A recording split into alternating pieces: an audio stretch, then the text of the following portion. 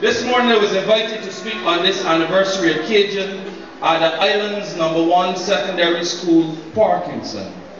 Don't expect me to come here with a boring speech, so if this is your expectation, sorry, not from me. I know how standing or sitting long can really get to you, and maybe you prefer something from Wiz Khalifa. But sorry, I went to Parkinson, the best school on the scene, and this is not black and yellow, but I am adding green. My speech will be real, but not rude, this I can tell. I promise I will not be rude like Macadamia or Vibes Cartel. What I can tell is that the vibes that I will be sharing will be like Rihanna, and it will be shine bright like a diamond. I will take my time, but at times overdrive will take over. I will back it up like Beanie Man, so Simpson will pass me the keys to my lyrical bimmer. My lyrical bimmer, as I drive you teachers and students far, will be safe and sound, unlike doing the dog and milkshake in the ZR.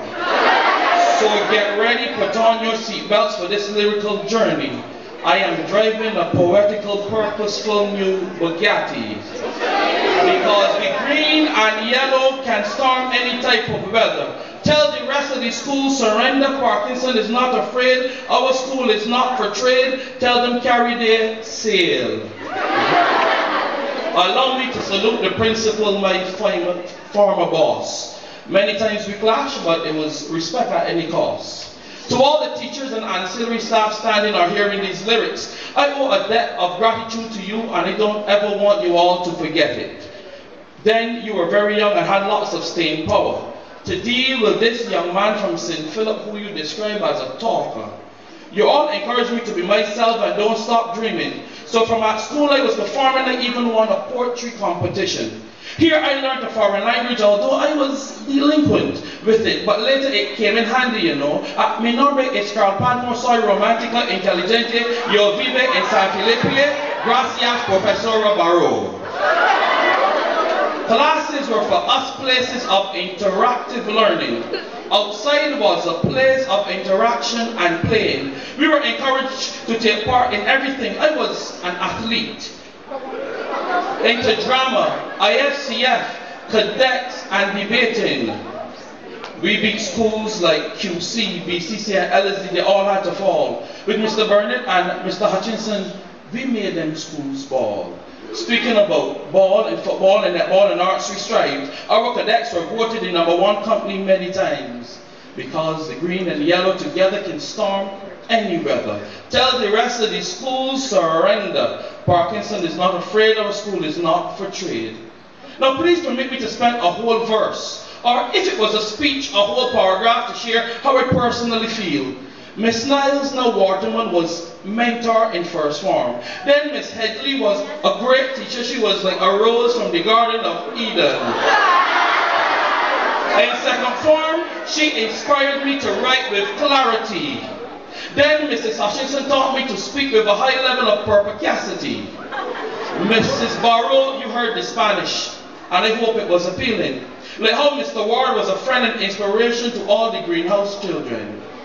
Mr. Barrow and Mr. Murdoch kept us straight like a T-square. And if Mr. Strawn flogged you, you saw primary school colors right away.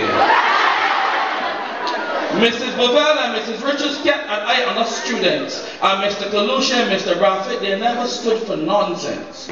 Mr. Messiah of Science, he was a disciplinarian. And on the ground, the school had respect for Mexicans.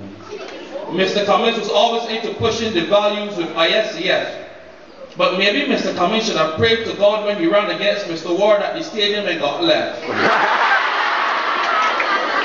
The secretary-treasurer, Sheila Allen, she's a walking encyclopedia, and to the librarian, Lady Mitchell, you taught us that books do empower. Now, don't get me wrong, don't get the wrong impression. I was more sane, I got into trouble.